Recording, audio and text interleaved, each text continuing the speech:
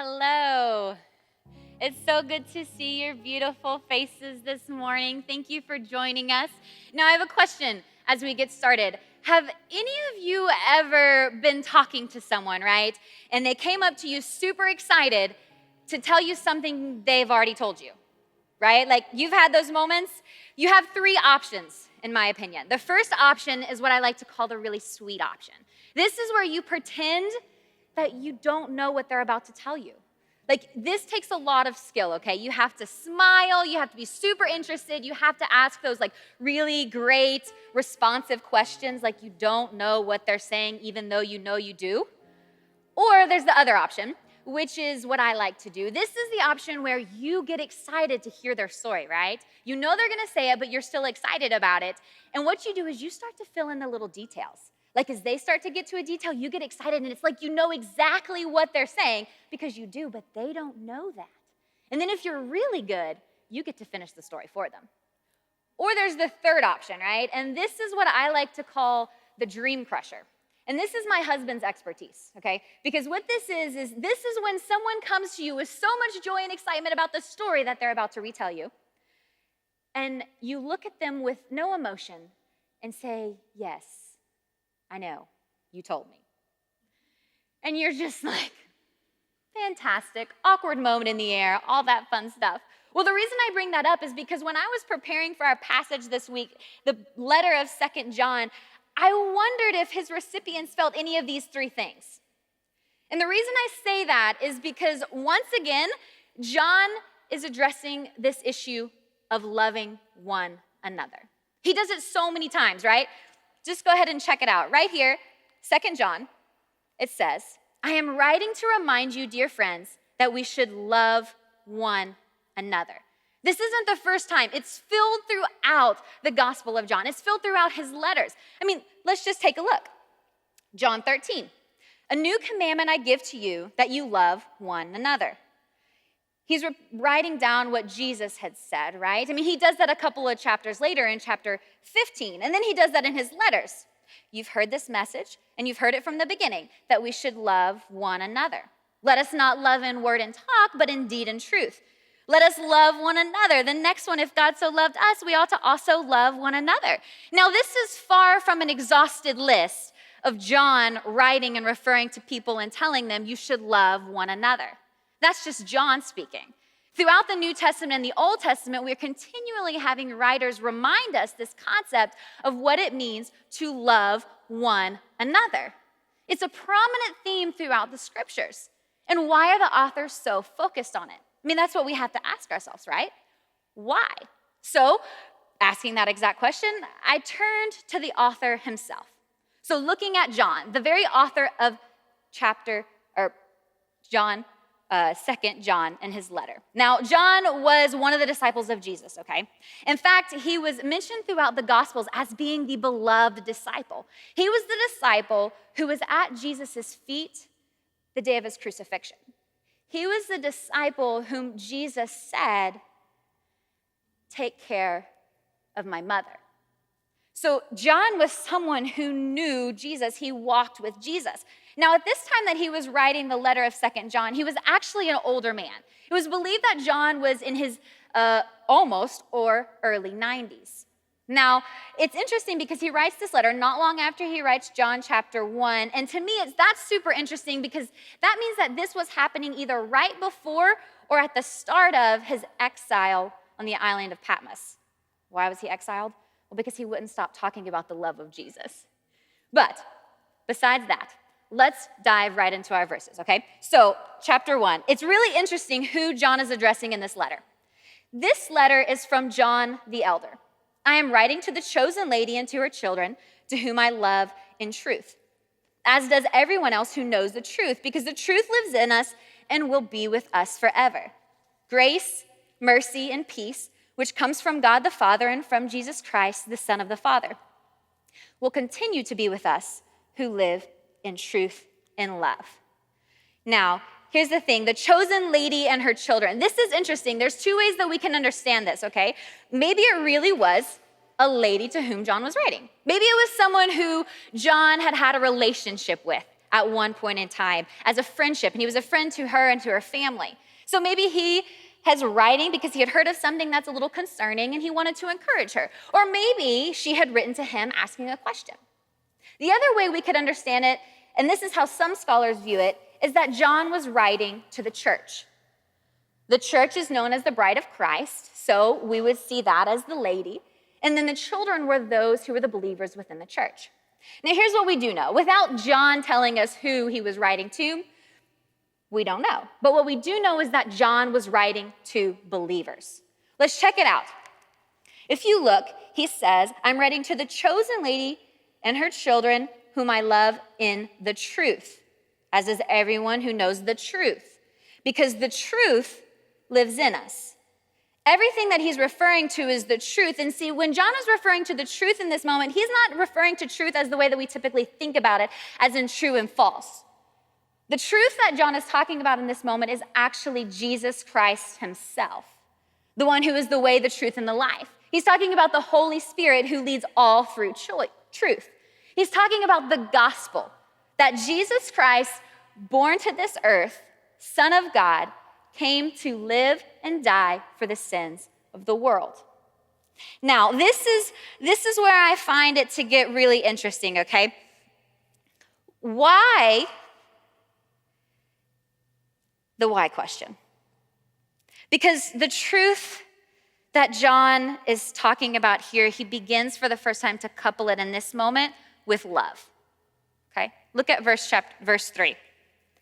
Grace, mercy, and peace, which come from God the Father and from Jesus Christ, the Son of the Father, will continue with us who live in truth and love.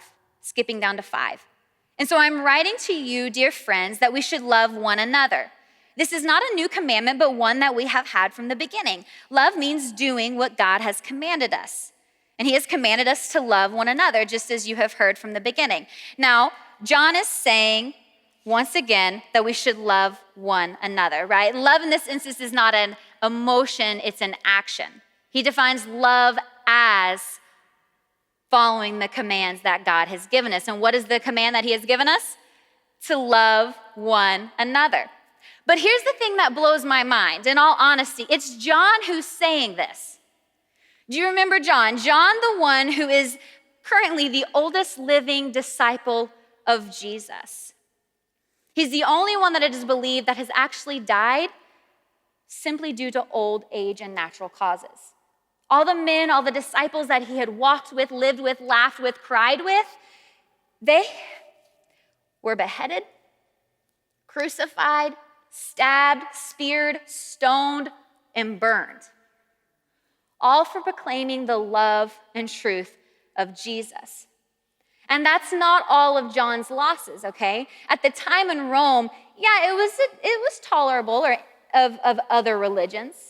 Within their pantheon of deities, they welcomed in other Italian tribes and their rulers. They welcomed in the gods of Asia Minor. And some of the provinces, they even allowed in the god of Africa or even the god of the Jews. They believed them to be legal religions.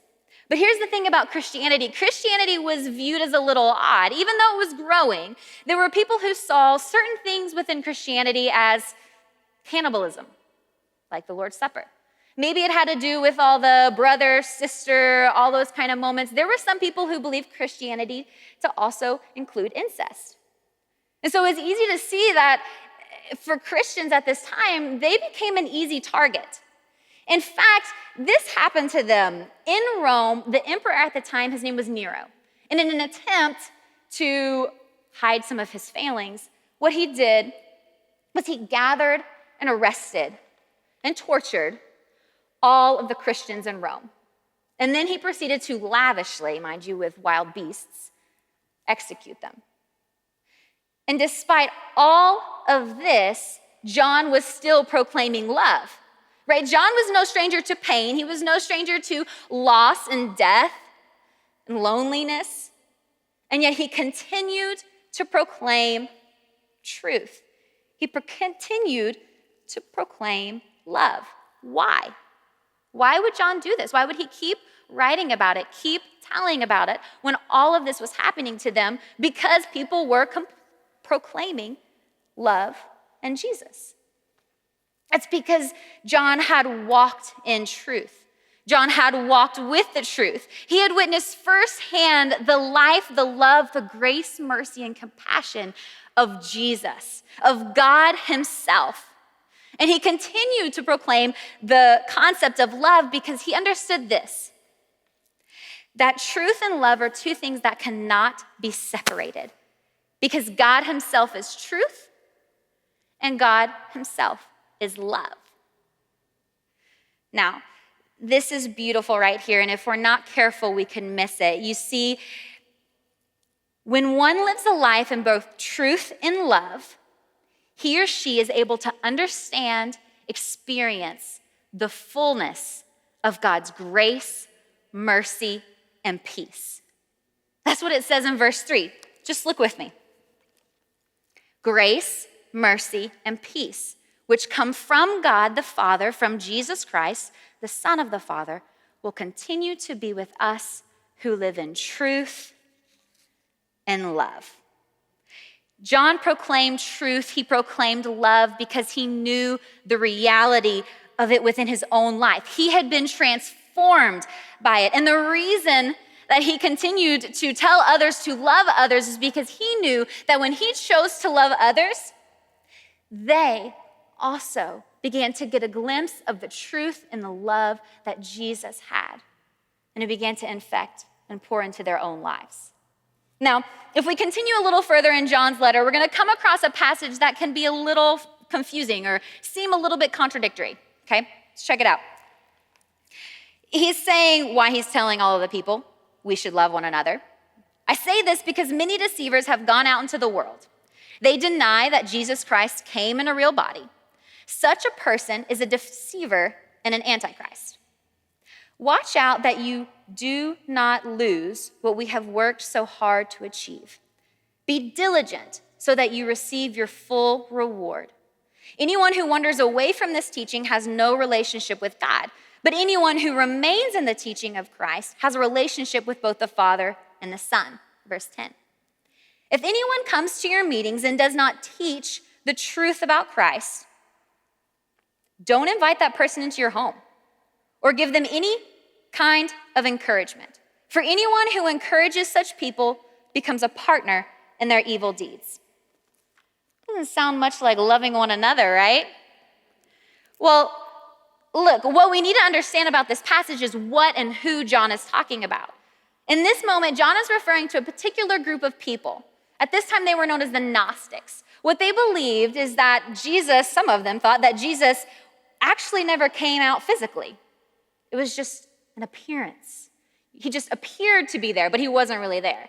There were other Gnostics who believed that when Jesus came, he was in a human body, but only when he was baptized did the deity of God come upon him, and when he was raised onto the cross, did that leave. Now, all of this is not true, and yet these individuals were proclaiming it as true. That's a problem, right? That's wrong. It's dangerous. And that is exactly why John was warning them about it. You see, to distort the truth distorts the true meaning of love. In fact, it makes the fullness of God's mercy, forgiveness, love, compassion, grace, and peace unattainable. Now, John tells us not to invite these people into our homes, not to encourage them. And this hit me pretty hard. It's because we are defined by what we reject just as much as by what we accept. So if we were to stay silent when someone was standing up saying they were proclaiming the truth but not really proclaiming the truth, we in essence are also rejecting the truth just as they are. That's an issue. And that's why John tells these believers, do not invite them into your home. Now, here's what we really need to understand and to not forget. John is talking about in this moment the truth, and the truth as being God, the personhood and the deity of Jesus, right? That's what he's referring to as the truth. That's what he's referring to as these people discussing. He's not talking about our own personal preferences, understandings, or our own personal beliefs of truth. That's not what he's talking about. You see, those things, that's our preference. And despite it, we are still called to love one another. Now, I love how John ends his letter. It's a short book, right? Really nice.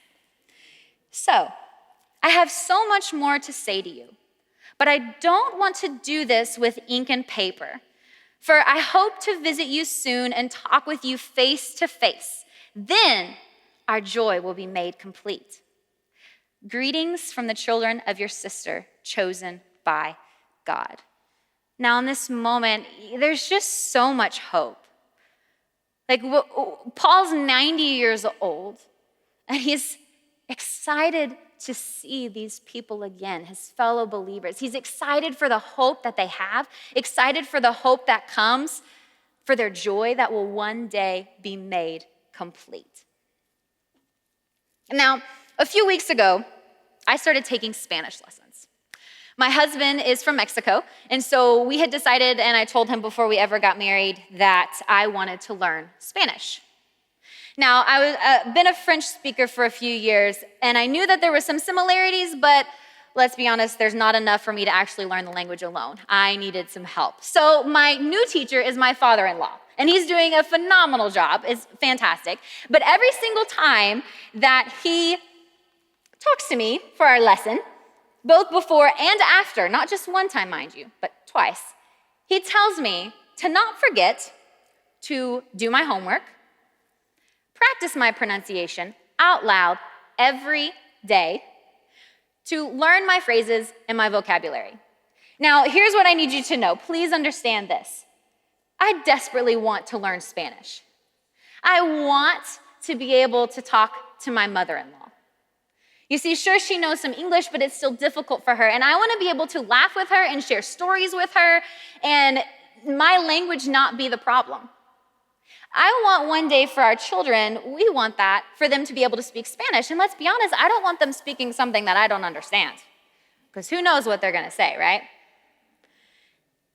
It's important to me. And yet, honestly, I have yet to practice Spanish every day.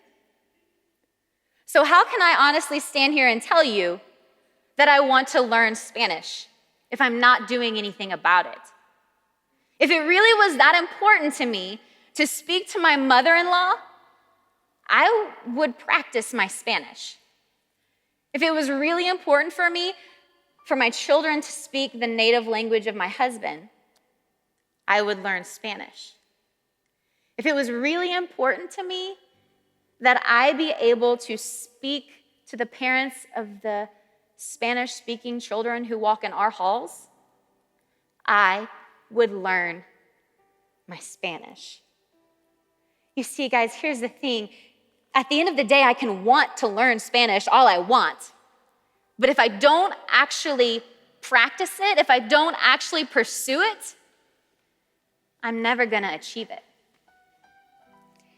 So my friend, the reality is that we have to choose truth.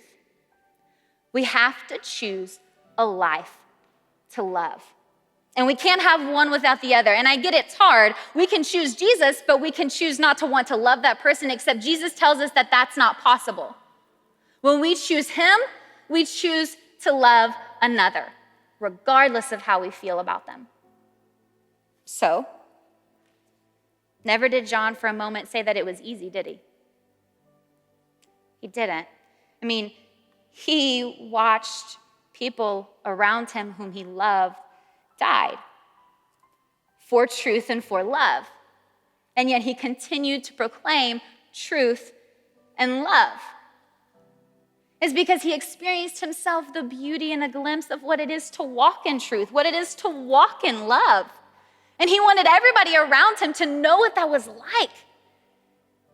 When we catch a glimpse of Jesus, of that truth, of that love, how can we not want to let everybody else know it and feel it? To experience that grace, that mercy, that peace. So here's the question of the day. What do you choose? Are you choosing to come in here and leave exactly the way you came? Do you desperately desire peace, but you're not going to choose to pursue it? Do you desperately desire to know what it's like to be fully and completely loved, but not search for it? Because Jesus' hands are wide open. Or is today the day that you are, for the first time, going to pursue Jesus? Or is it going to be for the 100th time, 200th time? Because let's be honest, this is an everyday choice, not once in a lifetime. Is that what you're going to choose to do today in this moment? Will you choose truth? And on top of it, despite the pain, despite the heartache, the loss, the grief, the betrayal, are you going to choose love? Are you going to choose to love? Jesus, you are a God of so much grace and mercy and love. And you want that not just for one of us, but for all of us. You want that for all of your children. But God, it's not something that we just wake up one morning and say, hey, give it to me, Jesus. We have to choose it every day. We have to choose to walk in you. To know your truth, we have to look in your word. God, I pray that today is different from any other moment. I pray that today, for those who are choosing to pursue you, who desperately desire to know what it's like to love someone else, that you give them that strength, that you just pour into them that desire, that want to, that choice to choose truth, to choose to love. Love is intrinsic to truth, God, and you are truth. We pray as we go out this week that no matter what happens, what comes our way, that we choose to love others for you. Amen.